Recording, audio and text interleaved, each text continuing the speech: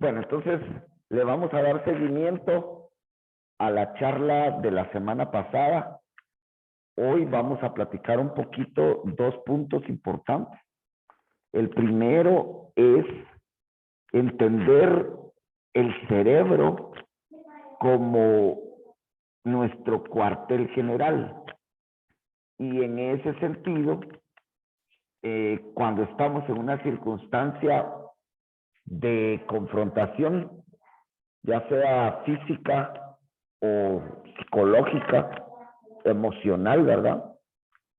Entonces nuestra estrategia debería de ser atacar de manera efectiva el cerebro del oponente.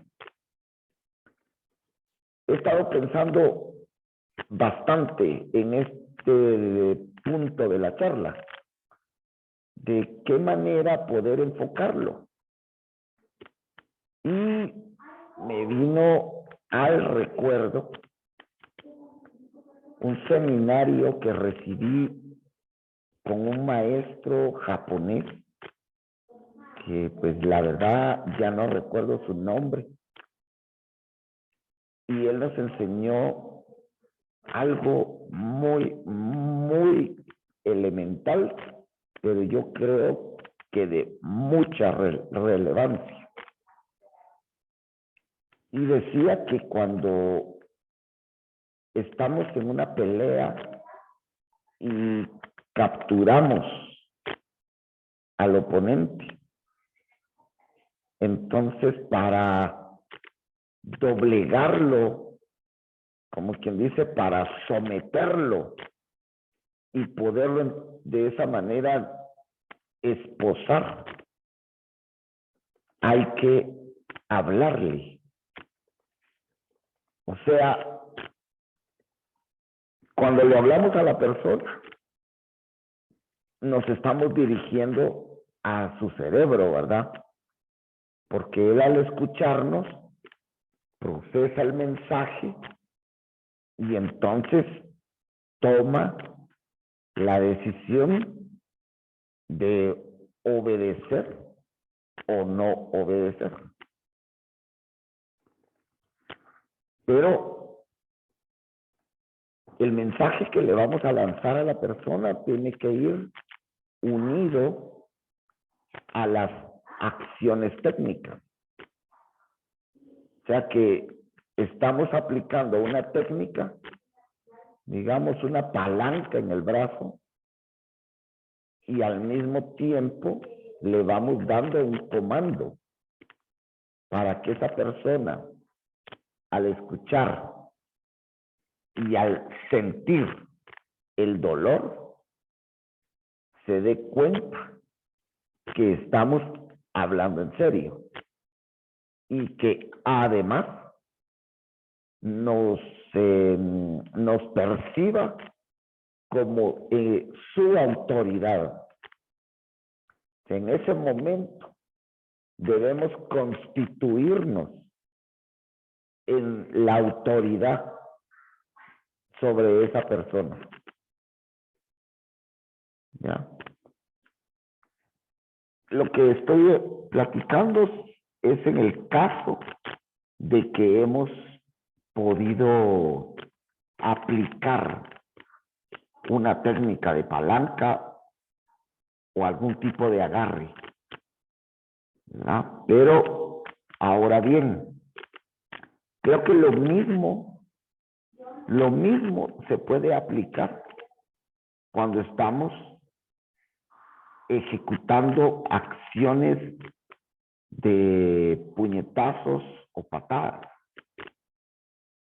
porque simultáneo a un puñetazo también puedo lanzar un mensaje verbal.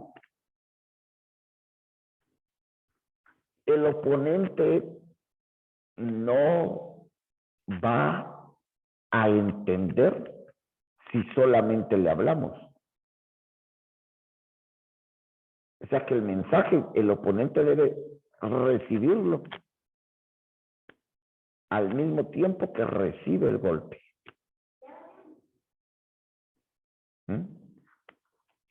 Yo aquí me vine directo al momento en el que ya estamos en la confrontación. O sea que la pelea ya se ha concretado, ¿no? O sea, en ese punto estamos, porque en charlas anteriores hemos platicado que la defensa personal, la defensa más efectiva, es previo a cualquier pelea o a cualquier tipo de confrontación, ¿no? Esa es la verdadera defensa propia. ¿Por qué? Porque defenderme no significa arriesgarme a que me lesionen o a que me maten. Ahí estoy cometiendo el peor de los errores. ¿Ya? Defenderme significa que voy a prever cualquier circunstancia. ¿Para qué? Para no tener necesidad de llegar a la confrontación. A ninguna clase de confrontación. Muchas veces, muchísimas veces, he escuchado que el máximo nivel del karate y de cualquier método de combate es lograr vencer sin combatir.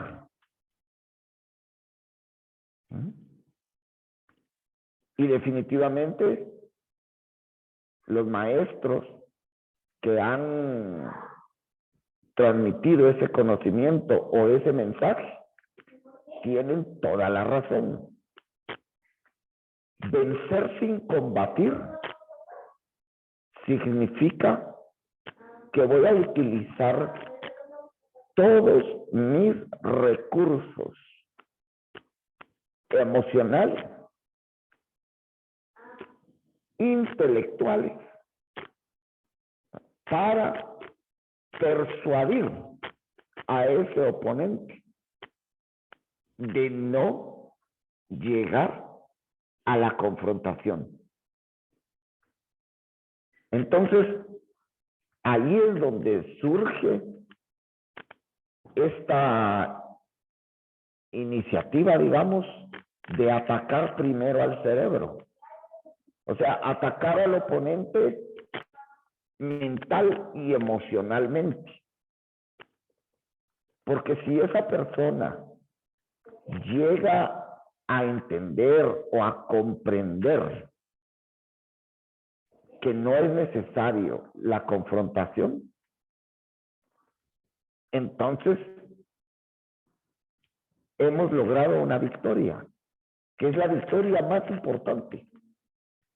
No tener que enfrentarse a golpes. ¿Ya? Ese es el punto máximo al que puede llegar, o al que debemos llegar, mejor dicho.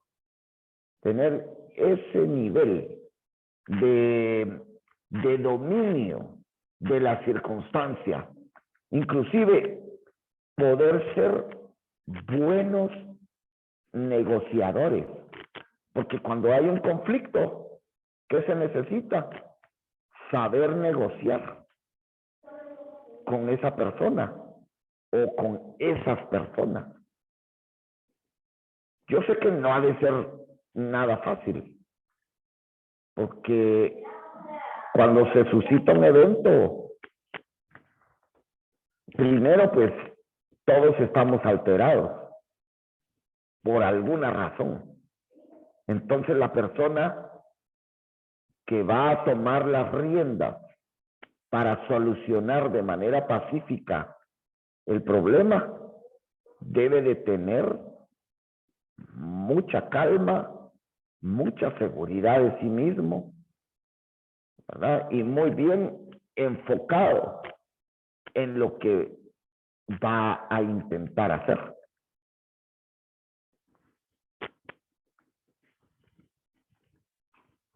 O sea que los karatecas deberíamos de acceder a un nivel emocional muy, muy elevado. No solo dedicarnos a desarrollar la parte físico-técnica. Debemos aprender a desarrollarnos emocionalmente para poder lograr la victoria sin necesidad de los golpes.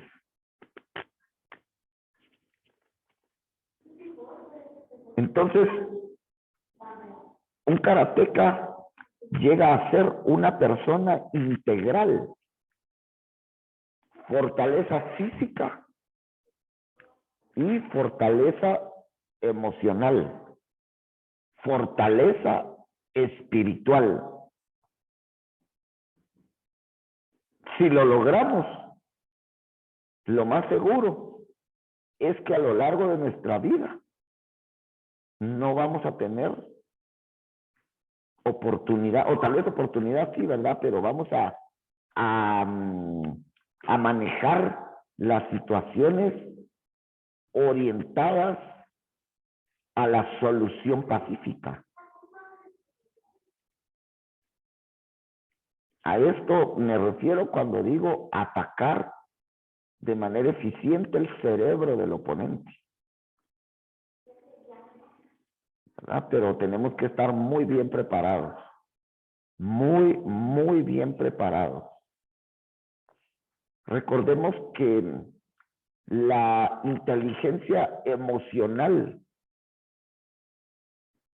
es un asunto que determina mucho el desempeño de una persona, tanto en el trabajo como en la vida cotidiana. El Karate Do sí trabaja la inteligencia emocional y he platicado bastante al respecto cuando les he insistido en hacer reijo correctamente, en practicar correctamente la visualización moksho o la meditación meiso. Ese es el complemento, pero siendo un complemento es la parte medular de la preparación de un karateca. El karateca que no practica moksho y no practica meiso, por lo regular van a ser personas prepotentes. Van a ser personas que solo están enfocadas en el combate. Y cuando digo combate me refiero a la pelea. Hasta cierto punto, con cierta tendencia a la conflictividad, a ser conflictivos. ¿Ya? No digo que todos, o sea, no quiero generalizar, pero sí esto sucede en muchos casos, porque la persona confunde su habilidad y su capacidad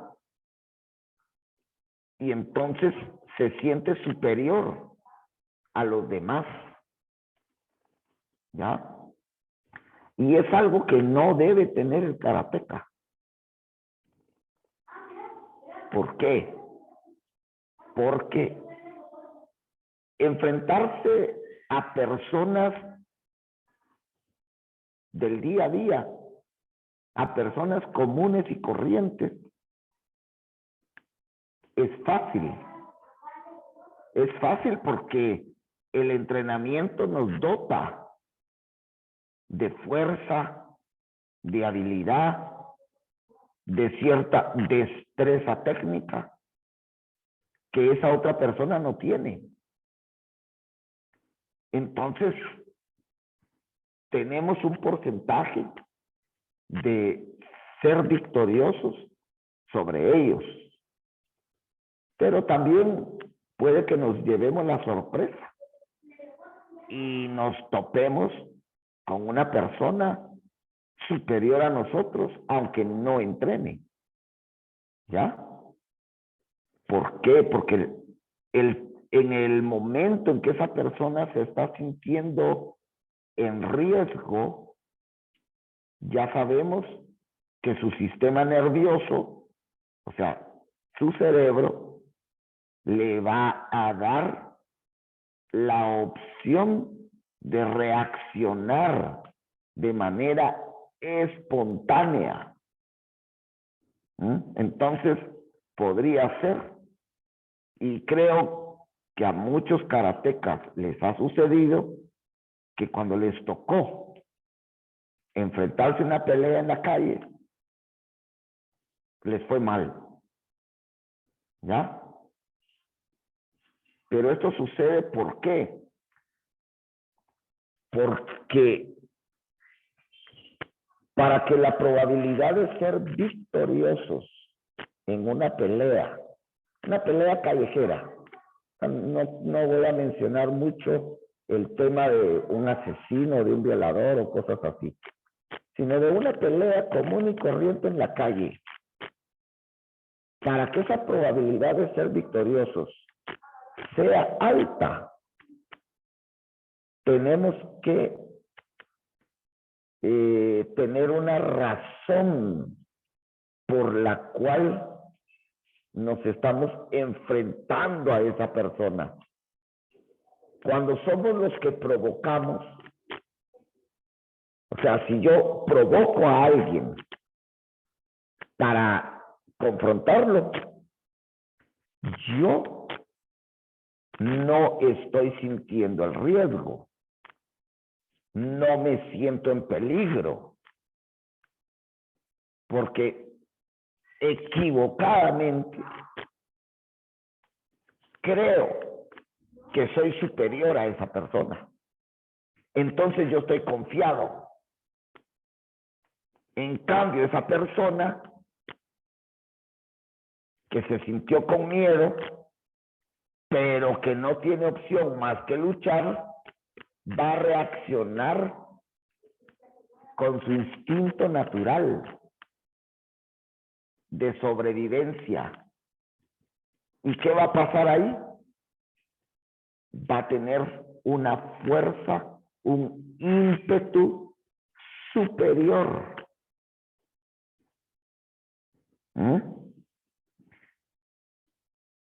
Cuando estamos en peligro, se activan funciones y se desactivan funciones en el organismo. Pero uno de las funciones que se activan es la producción extra de adrenalina. ¿Y qué hace la adrenalina? Incrementa la fuerza, incrementa la resistencia, inhibe la sensación de dolor. Entonces, pensemos, si yo provoco a esa otra persona, esa persona siente miedo, su cuerpo, cerebro y cuerpo reaccionan, lo preparan para que actúe. Y entonces va a reaccionar con todo el ímpetu.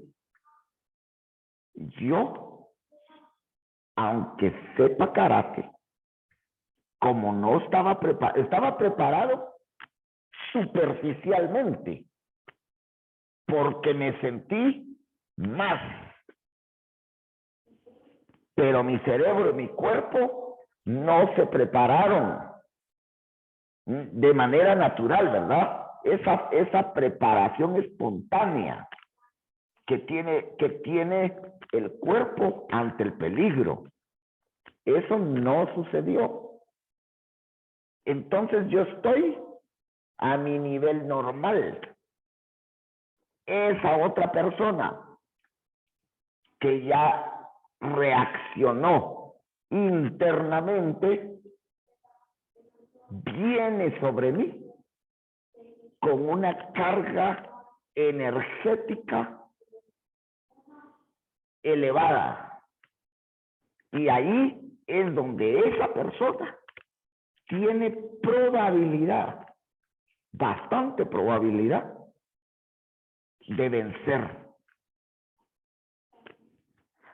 Hay una historia de hace mucho tiempo. No es de karate. Es una historia de los samuráis. Hago la aclaración porque no quiero que se mezcle la creencia de que los karatecas somos samuráis. Eso está cero. No tenemos absolutamente nada que ver con un samurái. Pero sí, esta historia la podemos aprovechar para entender esta parte. Está un samurái esperando la visita de otro samurái. Y cuando llega este visitante, uno de sus sirvientes lo recibe, pero no lo saluda. Entonces, el samurái se indigna. Y cuando llega ante el samurái, que era el anfitrión, le dice: tu sirviente no me saludó, pero yo sé que es uno de tus más fieles servidores. Así que no lo voy a matar en este momento. Le voy a dar oportunidad para que se prepare y se enfrente a mí dentro de 15 días. El sirviente prácticamente en ese mismo momento se estaba muriendo. Les expliqué en la sesión pasada lo que pasa, ¿verdad? Entonces, pero él empezó a tratar de prepararse y no lograba superar esa situación de que se iba a enfrentar, se tenía que enfrentar, no había opción. Y él sabía que lo iban a matar. Entonces, cuando llegó el día, dijo: bueno, lo más seguro es que me van a matar. Así que me voy a enfrentar con todo. Pero el miedo de esa persona, ¿qué pasó? ¿Qué hizo con él? Elevó sus niveles de adrenalina, generó la vasoconstricción y, bueno, mucho de lo que les expliqué la vez pasada, pero ahorita, cuando esa persona pensó y sintió que ya no tenía nada que perder y permitió que ese miedo se convirtiera en su aliado Por supuesto que en aquella época, todo este conocimiento de la fisiología, del asunto del funcionamiento del cerebro y todo eso no se sabía. Pero lo que le sucedió a él fue todo esto. Su adrenalina estaba al máximo. En cambio, el samurái no. Y cuando tuvo el sable en sus manos, aunque no sabía cómo utilizarlo, atacó y venció al samurái. ¿Ya? O sea, el samurái se sintió superior, lo menospreció. Y como ese samurái, pensaba que era totalmente seguro que lo iba a vencer y que lo iba a matar, su cuerpo, su cerebro, no tuvo ninguna reacción interna. O sea, él no entró al estado de supervivencia o modo supervivencia. En cambio, el sirviente estaba en modo supervivencia. Y acordémonos que lo que sucede es que de manera instintiva queremos estar vivos. O sea, no queremos morir. Sea lo que sea que nos esté pasando en la vida, lo que queremos es estar vivos. Entonces, cuando estamos en el modo supervivencia, lo que se activa es el instinto de conservación. ¿Y qué es el instinto de conservación? Hay que explicar mucho, pero le voy a tratar de resumir. El instinto de conservación son las reacciones neurofisiológicas que se activan internamente.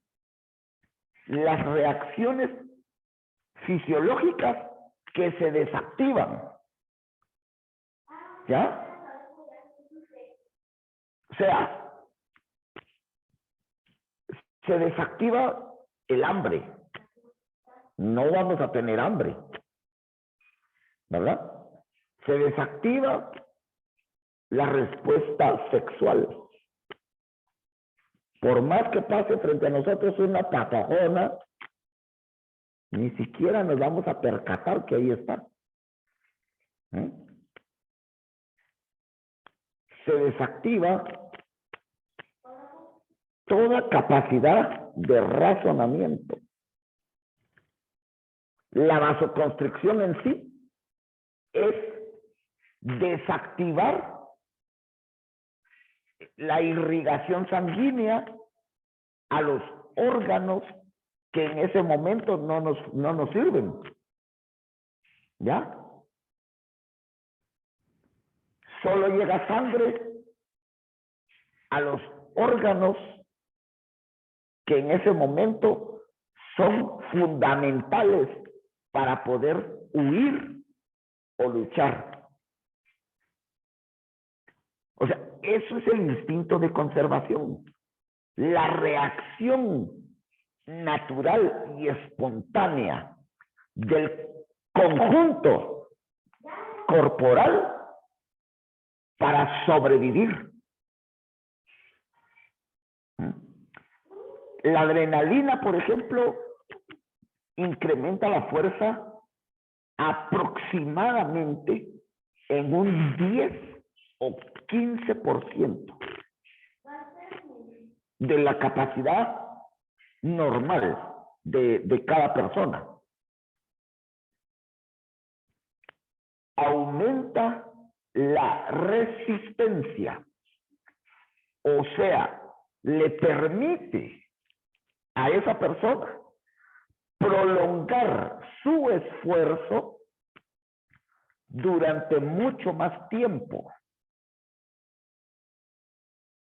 Y como dije hace un rato, le inhibe la sensación del dolor. Si esa persona sufre un impacto fuerte o lo cortan, en ese momento no va a haber dolor. Posiblemente ni siquiera se va a percatar de que ha sido lesionado. Esa función es conjunta con la vasoconstricción, porque la vasoconstricción sucede precisamente porque si de repente tengo una herida en cualquier parte del cuerpo, entonces no va a salir sangre de la herida. ¿Para qué? Para que la persona pueda continuar en la batalla hasta el final.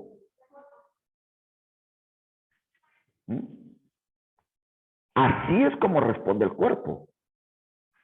El cuerpo, cuando está en modo supervivencia y está enfocado en la lucha, no conoce qué es la muerte. Todo su cuerpo está dispuesto a mantenerlo vivo. ¿Ya? Entonces, el instinto de conservación, que también tiene un contenido emocional y espiritual, es poderoso. ¿Ya? Es poderoso. Así que el asunto es, no debemos provocar, no debemos sentir que somos más que otra persona.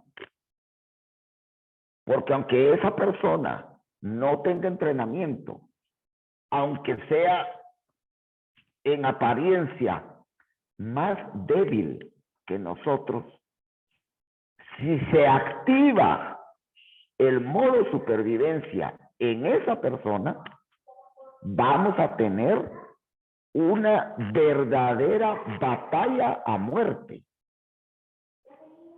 ¿Ya? Entonces, el karateca de buen nivel, tiene que tener sabiduría.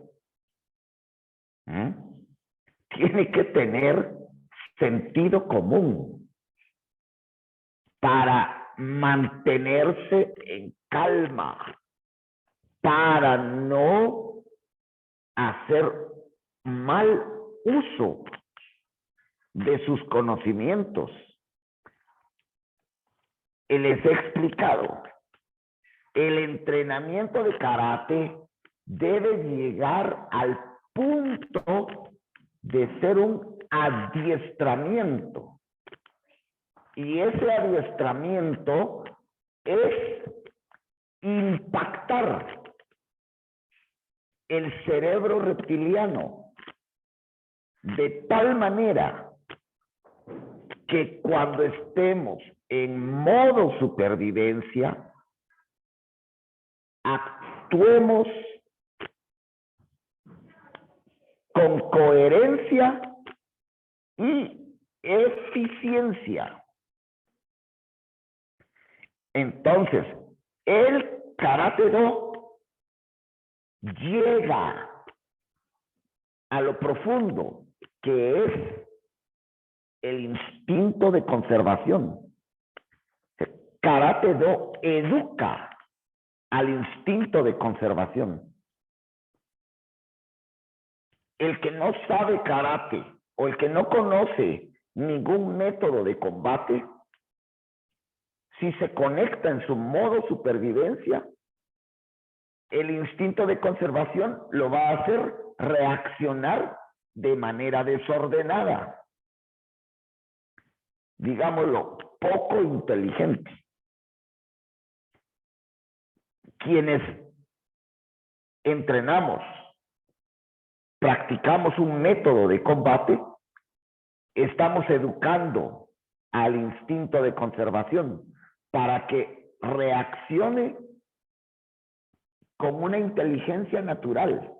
No estoy hablando ahorita del razonamiento, sino de una inteligencia espontánea. Y entonces tenga posibilidad de ser efectivo, de poder salvar la vida. Pero les quiero hacer énfasis, porque este punto es importante. Mucha gente se pregunta que por qué a muchos que hacen karate les ha ido mal cuando les tocó pelear en la calle. ¿Ya? Y creo que con lo que les he comentado se puede entender. Las circunstancias no son las adecuadas porque no tenemos un porqué, que es lo que decía un maestro. Decía que solamente hay que pelear cuando tenemos una razón justa. De lo contrario, no hay que pelear. ¿Ya? Y cuando hablamos, aquí estamos hablando del aspecto de los golpes. Porque todo esto lleva un orden. Lo primero es intentar resolver mediante la comunicación verbal.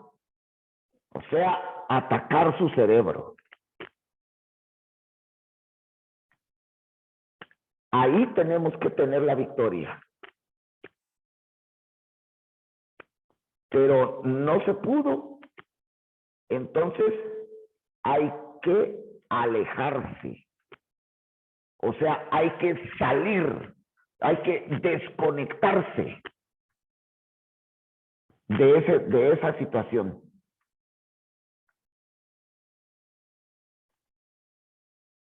No se pudo. Entonces toca enfrentarse. Y por eso les decía yo en la charla anterior, la primera reacción de toda persona, no importa si hace o no hace karate, es huir. Cuando detectamos que hay peligro, lo primero que nos dicta nuestro corazón es huir. Me doy cuenta que me está persiguiendo una persona.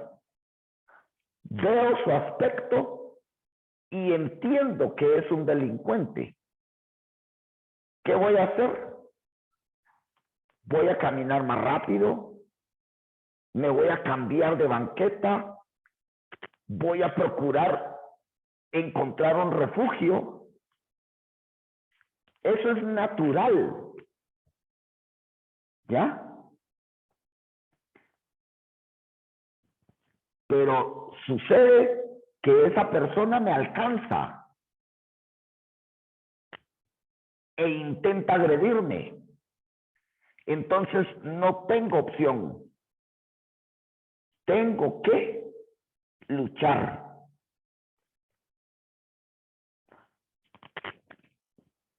De manera natural, el ser humano expuesto al peligro solo tiene tres opciones: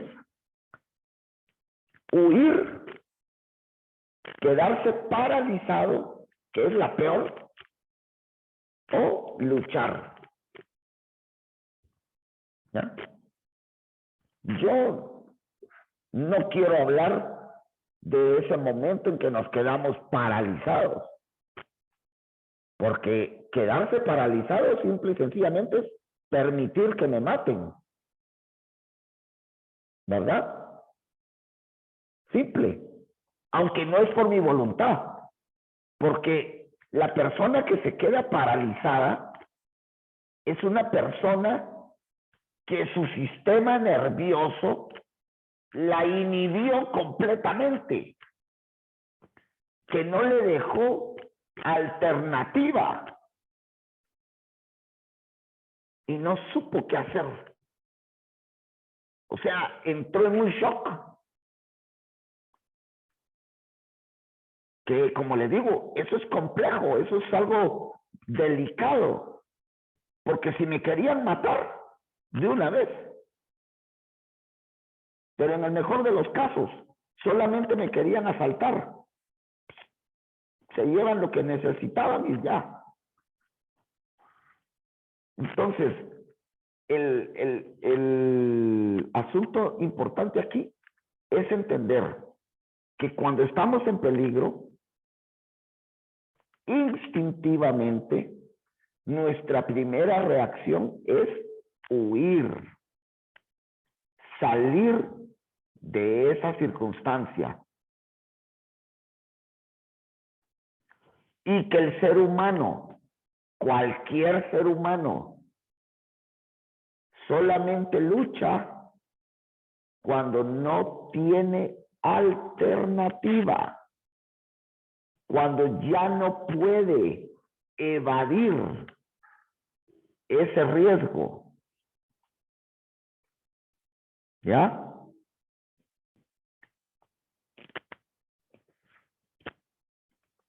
Entonces, en el punto en que estábamos, aquel samurái venció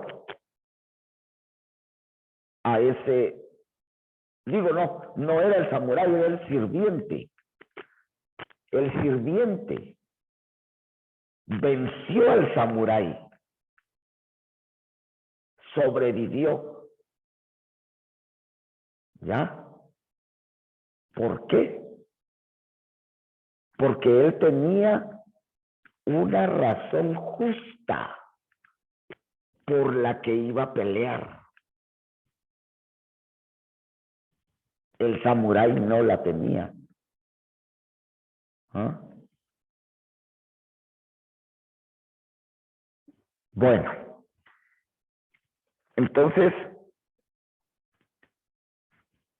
pues esta es la charla de hoy, porque realmente les traté de explicar de la mejor forma el asunto de lo que sucede fisiológicamente, ¿verdad? Ya no quise hablar del tema de la diarrea por estrés, porque creo que en la charla anterior la expliqué bastante. Pero aquí podemos entender ahorita que tocamos 3 puntos. La producción de adrenalina, la vasoconstricción y la diarrea por estrés. ¿Ya? Como les digo, ese tema lo toqué bastante bien en la clase anterior. O si hay alguna duda, pues vamos ampliando, ¿verdad? Sin embargo, lo que pretendo es ir desarrollando el tema de la defensa personal. Híjole, es que me asustó esta alarma. O sea, estamos en el tema de defensa personal. ¿Cómo debe de ser el criterio de la defensa personal? Espero que haya ido dando el orden adecuado para verdaderamente aprender a defendernos. entender en qué momento se debe utilizar el conocimiento técnico. Técnico físico, porque cuando nosotros prevemos el peligro, también estamos haciendo karate. ¿Ya? También estamos utilizando el conocimiento que tenemos. Prever. Pero esto no quiere decir entrar en psicosis. Entonces, también eso hay que tomarlo en cuenta. No me voy a volver paranoico creyendo que todo el mundo me quiere atacar o que en todos los lugares estoy en peligro de muerte. ¿Verdad? No. Se tiene que hacer una cosa equilibrada. Vivir con prudencia. Simple. Saber entender que si llego a un sótano, voy a parquear lo más cerca que se puede de la puerta, de donde hay luz, de donde hay gente. No me voy a ir a meter a la esquina más oscura. ¿Ya? O sea, cosas así. De noche, no me voy a arriesgar a caminar en calles sin luz y completamente desoladas.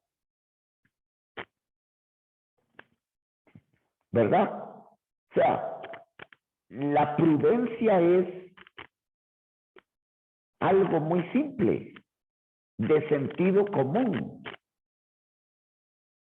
Pero debo de estar atento. Debo de estar atento a eso. A veces, tal vez la vida nos está azotando un poco y nos desconcentramos. Ahí es donde más necesitamos entrenar. Por eso, en 2 oportunidades, les he mandado un documento en el que les anoté cuándo se debe entrenar. Cuando tengo problemas, cuando estoy cansado, cuando tengo mucho trabajo, cuando estoy triste. Esos son los momentos más importantes. ¿Por qué? Porque esas circunstancias son adversarios. Estoy deprimido.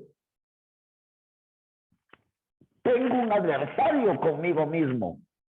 Porque si yo dejo que la depresión se apodere, estoy acabado.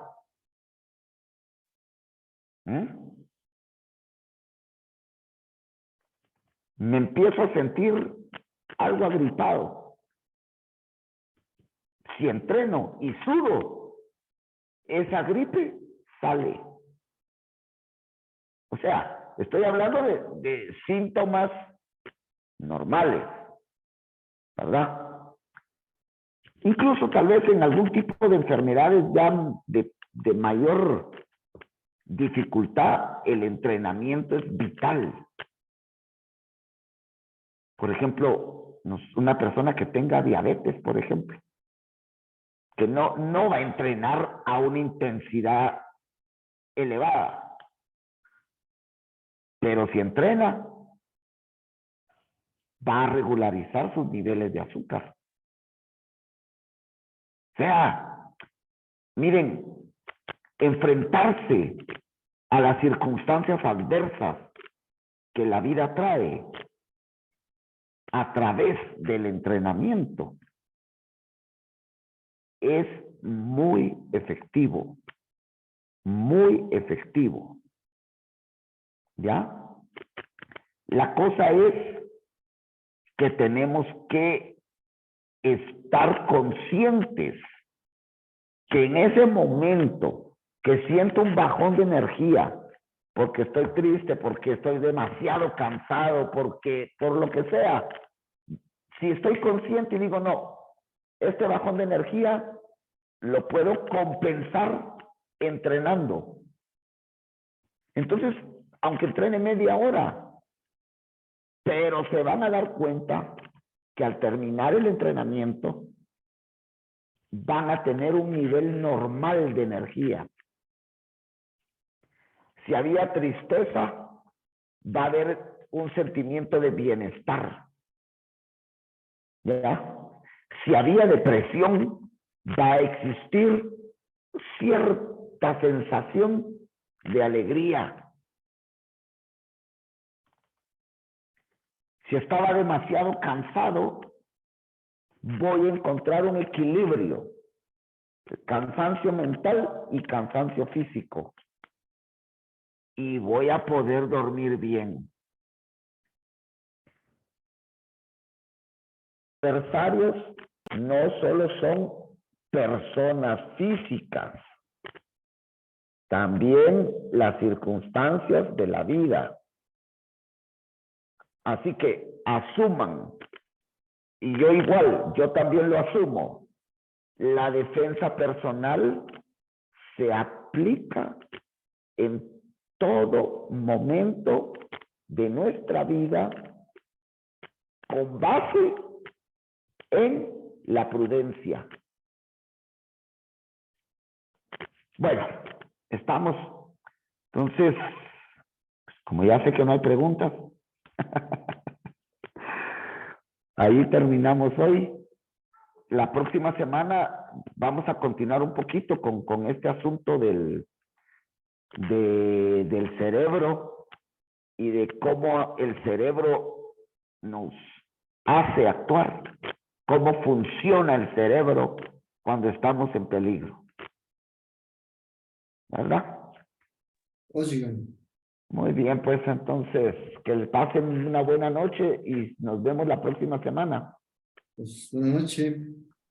Pues feliz noche.